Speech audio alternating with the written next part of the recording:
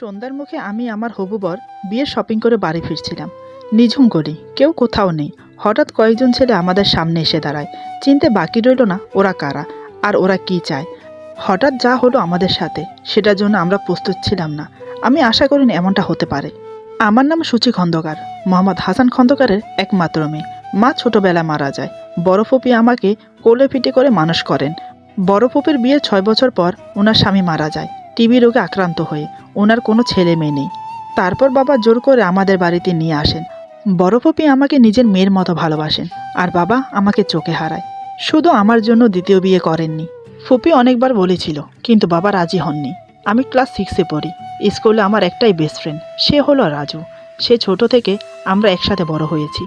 স্কুলে যাওয়ার সময় দুজন একসাথে যাই, তাই প্রতিদিন মোড়ের সামনে দাঁড়িয়ে ওর জন্য অপেক্ষা করতে হয়।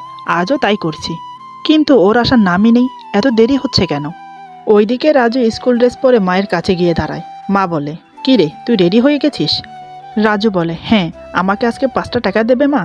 মা ছেলের মাথায় হাত বুলিয়ে বলে, "বাবারে, তোর বাবা কোনো রকম কৃষিকাজ করে সংসার চালায়। আজ খেলে কালকের চিন্তা। যা কামাই করে তা খরচা হয়ে যায়, বাঁচে কই?" তারপর শাড়ির আঁচলে বেঁধে রাখা 3 টাকা ছেলের হাতে দিয়ে বলে, "এটা দিয়ে তুই কিছু খেয়ে নিস।" রাজু মুখ কালো করে বলে, 3 টাকা দিয়ে কিছু হয়? সুচির বাবা ওকে ডেলি 20 টাকা করে দেয়। মা বলে, ওরা অনেক বড় লোক, 20 টাকা নিয়ে আসা কোনো ব্যাপার না। আর তুই একজন কৃষকের ছেলে, নুন আনতে পান্তা ফুরায়, সেটা মাথায় রাখতে হবে তো বাবা। রাজু বুঝতে পেরে বলল, ঠিক আছে মা, আমি আর কখনো 5 টাকা চাইবো না। তুমি যা দেবে তা নিয়ে চলে যাব। মা ছেলের মাথায় হাত বুলিয়ে দেয়। তারপর রাজু স্কুলে যাওয়ার জন্য বেরিয়ে পড়ে। মোড়ে আসতেই আমার সাথে দেখা। আমি বললাম, এই তোমার আসার সময় হলো? সে কখন থেকে ওয়েট করছি।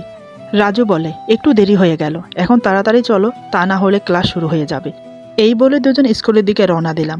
আমি আর রাজু একই স্কুলে একই ক্লাসে পড়ি। দুজনেই এবার ক্লাস 6-এ। আমরা দুজন পড়াশোনায় খুব ভালো। একসাথে স্কুলে আসি, একসাথে লাঞ্চ করি, ব্রেক টাইমে একসাথে খেলি। দুজনেই জোরের কবুতর বলা চলে। আমাদের মাঝে গভীর বন্ধুত্ব।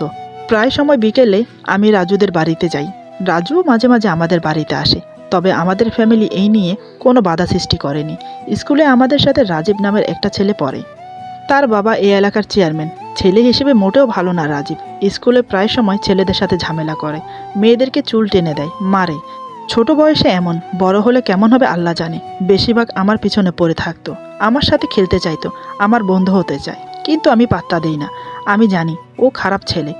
একদিন আমার হাত ধরে বলে, চলো না সুচি, আমরা দুজন খেলি। সবসময় রাজুর সাথে খেলা করো, আমার সাথে খেললে দোষ কি? এই বলে খিলখিলিয়ে হেসে ওঠে। আমি হাত ছাড়িয়ে নিয়ে বললাম, তোর মতো খারাপ ছেলের সাথে আমি বন্ধুত্ব করব না। আমার বন্ধু রাজু আছে, রাজুই থাকবে। রাজীব রেগে গিয়ে বলে, রাজু তো গরিবের ছেলে। আমাকে দেখো, আমি চেয়ারম্যানের ছেলে। তোমার পাশে বন্ধু হিসেবে আমাকে মানায়, রাজুকে নয়। আমি বললাম, রাজু গরিব হলেও ও ছেলে হিসেবে ভালো, তোর মতো এত খারাপ না। আর কখনো আমাকে ডিস্টার্ব করবি না, প্রিন্সিপাল স্যারের কাছে কমপ্লেন করব। এই বলে চলে গেলাম। কিন্তু রাজীব শোনার পাত্র না। স্কুলে প্রায় সময় ডিস্টার্ব করতো। কখনো আমার চুল টেনে দিত, কখনো আমার বই ছিঁড়ে দিত, কখনো বা মারতো। রাজু আমাকে বলে, তুমি চাইলে রাজীবের সাথে ফ্রেন্ডশিপ করতে পারো। আমি বললাম, না, আমার বন্ধু হওয়ার যোগ্যতা শুধু তোমার আছে, ওই রাজীবের নেই। ও খুব খারাপ ছেলে, সবসময় সবার সাথে ঝামেলা করে, ওকে আমার একদম ভালো লাগে না। রাজু বলে, কিন্তু আমি বললাম, কোনো কিন্তু নয়, চলো আমরা খেলি। এভাবে চলতে থাকি দিন। রাজু আর আমি এখন ক্লাস 9-এ। এখনও আগের মতো আমাদের বন্ধুত্ব আছে, তবে আমরা মনে মনে একে অপরকে ভালোবাসি, কিন্তু কেউ কাউকে বলতে পারি না। আমি বলতে পারি না লজ্জায়। মেয়েরা ভালোবাসলেও প্রকাশ করে বলতে পারে না, কিন্তু রাজু, সে চাইলেই বলতে পারে। তার মাঝে একটাই সংকোচ, সে গরিব, আমি বড়লোক, তাই সে আমাকে ভালোবাসলেও প্রকাশ করে বলতে পারে না। মনের ভালোবাসা মনেই চেপে রেখেছে। প্রতিদিন বিকেলে আমি রাজুদের বাড়িতে যাই। রাজুর ছোট একটা ফুলের বাগান আছে, সেখানে বসে দুজন প্রায় গল্প করি। আমি গেলে রাজুর মা খুব খুশি হয়। নারকেলের নাড়ু সবসময় বানানো থাকে, আমি গেলেই আমাকে খেতে দেয়। আমার খুব পছন্দের, তাই এভাবে আরও কিছুদিন কেটে গেল। কিন্তু আমাদের ভালোবাসা মনে মনেই চলতে থাকে, কেউ কাউকে প্রকাশ করছি না। একদিন বিকেলে রাজুর ফুলবাগানে বসে আছি, দুজন পাশাপাশি। রাজু নীরবে আমার দিকে তাকিয়ে আছে, মুগ্ধ হয়ে শুধু আমাকেই দেখছে। আমি বললাম, অমন করে কি দেখছো? রাজু বলে, তোমাকে। আমি বললাম, কেন, এর আগে কি আমাকে দেখোনি? রাজু বলে, দেখেছি, তবে যত দেখি তত দেখতে মন চায়। আসলে তুমি দেখতে অনেক সুন্দরী, তাই। আমি একটু লজ্জা পেলাম, মাথা নিচু করে নিয়ে বললাম, আমার সৌন্দর্যটা তোমার চোখে পড়েছে, আর কিছু পড়ে না? রাজু বলে, আর কিছু মানে? আমি বললাম, তুমি কি কিছু বুঝতে পারো না আমি কি বলতে চাইছি? রাজু বলে, আমি জানি তুমি কি বলতে চাইছো, তবে এটা কোনোদিনও সম্ভব না। আমি বললাম, কেন সম্ভব না?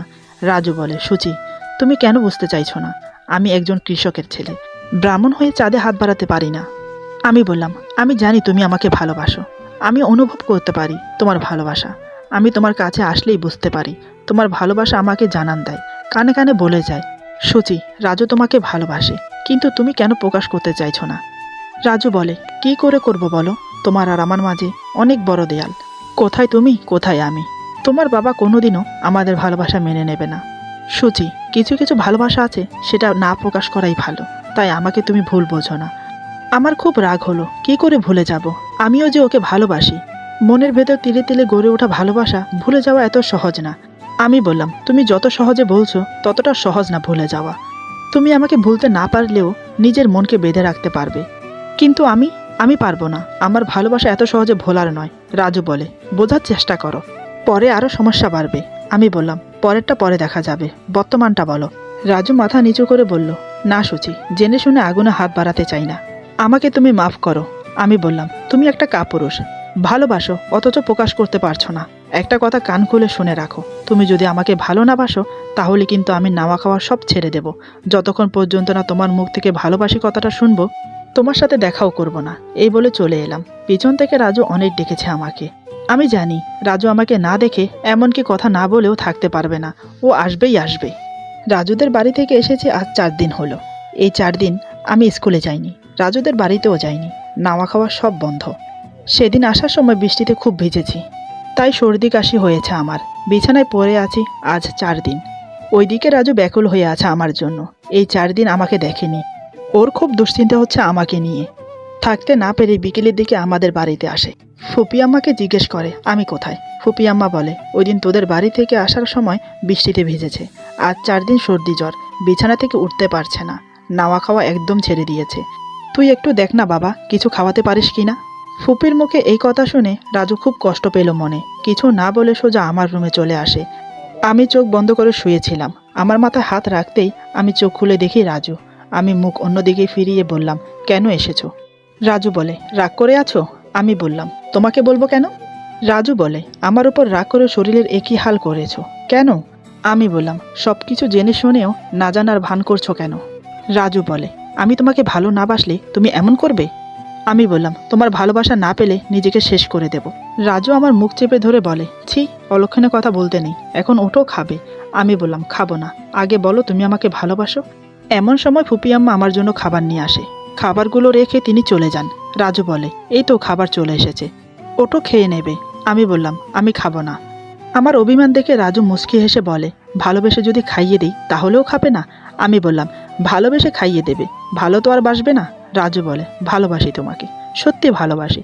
তোমার ভালোবাসার কাছে আমি হেরে যাচ্ছি, আমি হার মানলাম তোমার ভালোবাসার কাছে। আমি এই কথা শোনার সাথে সাথে উঠে রাজুকে জড়িয়ে ধরে বলি, আমিও তোমাকে ভালোবাসি। রাজু, তোমার ভালোবাসা দিয়ে আমাকে ভরিয়ে দাও। রাজু বলে, সব হবে, আগে তুমি কিছু খেয়ে নাও, দেখো শরীরের কি হাল করেছো। আমি বললাম, সব তোমার দোষ, আগে ভালোবাসলে কি আর এমন হতো, খাইয়ে দাও আমাকে। রাজু বলে, ভুল হয়ে গেছে ম্যাডাম, সরি। এই বলে রাজু আমাকে খাইয়ে দিল। আমি সুস্থ হতে আরও 4-5 দিন লাগলো। আমাদের ভালোবাসা দিন দিন আরও গভীর হতে থাকে। একদিন বিকেলে রাজুদের বাগানে বসে আছি। আমি আর রাজু পাশাপাশি বসে, রাজুর কাঁধে আমি মাথা হেলিয়ে দিয়ে কথা বলছি। ওই অবস্থায় রাজুর মা আমাদেরকে দেখে ফেলে, এমনকি আমাদের মাঝে হওয়া কথাগুলো শোনে। মনে মনে চিন্তায় পড়ে গেলেন ছেলেকে নিয়ে। সেদিন আমি চলে আসার পর রাজুকে বলল, এসব আমি কি দেখছি, আমি তোর থেকে এমন কিছু আশা করিনি। রাজু কিছু বুঝতে না পেরে বলল, তুমি কি বলতে চাইছো মা? আমি তো কিছুই বুঝতে পারছি না। রাজুর মা বলল, সুচির সাথে তোর কিসের সম্পর্ক? মায়ের মুখে এই কথা শুনে রাজু মাথা নিচু করে দাঁড়িয়ে আছে। রাজুর মা আবার বলল, কি রে, চুপ করে আছিস কেন? সুচির সাথে তোর কিসের সম্পর্ক? রাজু মাথা নিচু রেখেই বলল, মা, আমি সুচিকে ভালোবাসি। রাজুর মা রেগে গিয়ে বলল, তুই কি ভুলে গেছিস তুই কার ছেলে? তোর বাবা কি করে? সুচির বাবা কোনোদিনও মেনে নেবে না এই সম্পর্ক। একটা কথা মাথায় রাখবি, তেল আর জল কোনোদিনও মিশে না। ঠিক তেমনি তোর আর সুচির মিলও হবে না। তাই বলছি, সুচিকে তুই ভুলে যা। তুই আমাদের একমাত্র সন্তান, আমরা চাই না তোকে হারাতে। এমন সময় রাজুর বাবাও এসে পড়ে। তারপর রাজুর বাবাও সব জানতে পারে। তিনিও রাজুকে না করে আমার সাথে মেলামেশা করতে, কিন্তু ততদিনে আমাদের ভালোবাসা বাঁধনহীন হয়ে আকাশে উঠছে। এখন তাকে বেঁধে রাখা যাবে না। রাজু বলে, তোমরা আমাকে মারো কাটো যাই করো, কিন্তু সূচিকে ভুলে যেতে বলো না, ওকে ছাড়া আমি বাঁচব না। সবার বাধা অতিক্রম করেও আমাদের ভালোবাসা চলতে থাকে। একদিন পুকুর পাড়ে দুজন কথা বলছি, ঠিক তখনই চেয়ারম্যানের চামচা জহির আমাদের দেখে ফেলে, এমনকি আড়ালে দাঁড়িয়ে আমাদের সম্পূর্ণ কথা শুনে। মনে মনে ভেবে নেয় ব্যাপারটা চেয়ারম্যান সাহেবকে জানাতে হবে। চেয়ারম্যান সাহেব শুনেও কোনো গুরুত্ব দিলেন না। এভাবে দেখতে দেখতে এখন আমরা স্কুলের গণ্ডি পেরিয়ে কলেজে ভর্তি হয়েছি, কিন্তু রাজীব এখন আমার পিছনে পড়ে আছে। সেও এখন আমাদের সাথে একই কলেজে ভর্তি হয়েছে, তবে আগে থেকে ওর স্বভাব চরিত্র অনেক খারাপ হয়ে গেছে। কলেজের এমন একটা মেয়ে নেই যাকে ও ডিস্টার্ব করে না। শুধু তাই নয়, রাস্তাঘাটেও মেয়েদের সাথে অশালীন ব্যবহার করে, কখনো কখনো মেয়েদের অন্যা ছিনিয়ে নেয়। রাজীব যতই খারাপ হোক, কিন্তু ওর নজর আমার উপর, সেই স্কুল থেকে। একদিন স্কুলের ক্যান্টিনে বসে আছি, রাজীব এসে আমার সামনে বসে। হঠাৎ আমার একটা হাত ধরে বলে, সুচি, সেই স্কুল লাইফ থেকে আমি তোমাকে ভালোবাসি। তুমি আমার চোখে অপ্সরা, তোমার সৌন্দর্য আমাকে পাগল করে দেয়, তোমার শরীরে ঘ্রাণ আমাকে ব্যাকুল করে তোমার কাছে টানে। আমি তোমাকে ভালোবাসি, আই লাভ ইউ। প্রথমত আমি ওর কথা শুনে অবাক হলাম, তারপর হাত ছাড়িয়ে নিয়ে বললাম, আমি মরে গেলেও তোমাকে ভালোবাসবো না। তুমি একটা খারাপ ছেলে, আর কখনো আমাকে ডিস্টার্ব করবে না, তাহলে কিন্তু ফল ভালো হবে না। এই বলে ক্যান্টিন থেকে বেরিয়ে এলাম। তারপর রাজুকে সব খুলে বললাম। রাজু বলল, রাজীব চেয়ারম্যানের ছেলে, ওর বাবার অনেক ক্ষমতা, শুনেছি লোক হিসেবেও ভালো না। রাজীবের নজর যখন তোমার উপরে পড়েছে, তাই বলছি একটু সাবধানে থেকো। সেদিনের মতো কলেজ শেষ করে আমরা বাড়িতে চলে এলাম। রাজীব বাড়িতে এসে তার বাবাকে সব খুলে বলল। রাজীবের বাবার নাম আক্কাস মিয়া। ছেলের কথা শুনে আক্কাস মিয়া একটু গম্ভীর হয়ে গেলেন। রাজীব বলে, বাবা, তুমি যে করেই হোক সুচির সাথে আমার বিয়ে ঠিক করো, আমি ওকে বিয়ে করতে চাই। আক্কাস মিয়া বলল, তুই চিন্তা করিস না বাবা, আমি আজই সুচির বাবা হাসান খন্দকারের সাথে কথা বলবো। বাবার কথা শুনে রাজীব খুশি মনে বেরিয়ে গেল। আক্কাস মিয়া তার চামচা জহিরকে নিয়ে আমাদের বাড়িতে এলো আমার বিয়ের ব্যাপারে বাবার সাথে কথা বলতে। বিকেল টাইমে বাবা বাড়িতেই থাকে। চেয়ারম্যান সাহেবকে আমাদের বাড়িতে দেখে বাবা একটু অবাকই হলেন। বাবা বললেন, আরে চেয়ারম্যান সাহেব, হঠাৎ আমার বাড়িতে, কি মনে করে? আসুন, বাড়ির ভিতরে আসুন, বসুন। তারপর চেয়ারম্যান সাহেবকে নিয়ে আমাদের ড্রয়িং রুমে বসালো বাবা। বাবা বলল, তা হঠাৎ কি মনে করে আমার বাড়িতে আগমন শুনি? আক্কাস মিয়া মুখে একটা বাঁকা হাসি দিয়ে বলল, একটা প্রস্তাব নিয়ে আপনার কাছে এসেছি। বাবা বলল, কী প্রস্তাব? আক্কাস মিয়া বলল, আমার ছেলে রাজীব আপনার মেয়েকে খুব পছন্দ করে, এমনকি ভালোবাসে। তাই আমি দুজনের বিয়ের প্রস্তাব নিয়ে এসেছি আপনার কাছে। আমাদের কোনো কিছু দাবি নেই, আল্লাহর রহমতে সবই আছে আমার। বাবা মুচকি হেসে বলল, মাফ করবেন, এই বিয়েতে আমি সম্মতি দিতে পারছি না। কারণটা কি আপনি খুব ভালো করেই জানেন। আপনার ছেলের সুনাম এই এলাকা জুড়ে, তাই আমি জেনে শুনি নিজের মেয়েকে এমন ছেলের হাতে তুলে দিতে পারি না। এমনকি আমার মেয়েও আপনার ছেলেকে পছন্দ করে না। প্রায় সময় বাড়িতে এসে আপনার ছেলের নামে কমপ্লেন করে। আক্কাস মিয়া রেগে বলল, আপনি কিন্তু আমাকে অপমান করছেন, ভুলে যাবেন না আমি এই এলাকার চেয়ারম্যান। বাবা বলল, আপনি এই এলাকার চেয়ারম্যান হন আর যাই হন, তাতে আমার কি? আমি আমার মেয়ের বিয়ে দেব না আপনার ছেলের সাথে, আপনি এখন আসতে পারেন। আক্কাস মিয়া বলে, আপনার মেয়ে ধোয়া তুলসী পাতা না, কি করে বেড়াচ্ছে আমরা সে খবর রাখি। পাড়ার চঞ্চলের ছেলে রাজুর সাথে আপনার মেয়ে যে ফষ্টি নষ্টি করে বেড়াচ্ছে, সেটা এই এলাকার সবাই জানে। বাবা বলে, সুচি আমার মেয়ে, ওর ভালো মন্দ দেখার দায়িত্ব আমার, আপনার না। আমার মেয়ে কি করে বেড়াচ্ছে সেটা আমি দেখে নেব, আপনার মাথা কামাতে হবে না, আপনি এখন আসতে পারেন। বাবার কথা শুনে আক্কাস মিয়া রাগে ফুঁসতে ফুঁসতে চলে গেলেন। বাবা মনে মনে ভাবলেন, চেয়ারম্যান সাহেব লোক হিসাবে ভালো না, কখন কি করে বসে ঠিক নেই, তার আগে আমাকে কিছু করতে হবে। এই ভেবে বেরিয়ে গেলেন রাজুদের বাড়ির উদ্দেশ্যে। রাজুদের বাড়ির সামনে এসে রাজুর বাবার নাম ধরে ডাকলো, চঞ্চল ভাই। আরে ও চঞ্চল ভাই, বাড়িতে আছো? কিছুক্ষণ পর চঞ্চল চাচা বেরিয়ে এলেন। আমার বাবাকে দেখে তিনি একটু অবাক হলেন, বললেন, আরে হাসান ভাই যে, আপনি হঠাৎ আমাদের বাড়িতে? প্রয়োজন থাকলে আমাকে ডেকে নিতেন। বাবা বলল, যে প্রয়োজনে এসেছি তার জন্য মেয়ের বাবাকে নিজে থেকে আসতে হয়। চঞ্চল কাকা মনে মনে ভাবছে, নিশ্চয়ই রাজু আর সুচির ভালোবাসার সম্পর্কের কথা জেনে গেছে, তাই এসেছে। চঞ্চল কাকা বলে, আমি জানি আমার ছেলে একটা অন্যায় করে ফেলেছে, তার জন্য আমি হাত জোর করে মাপ চাইছি। কথা দিচ্ছি আজকের পর থেকে রাজু সুচির থেকে দূরে থাকবে, দয়া করে ওর কোনো অনিষ্ট করবেন না। বাবা হেসে উঠে বলল, আরে আরে, তুমি শুধু শুধু টেনশন করছো। আমি এসেছি রাজুর সাথে সুচির বিয়ের প্রস্তাব নিয়ে। ওরা একে অপরকে ভালোবাসে, তাই আমি চাই ওদেরকে বিয়ে দিতে।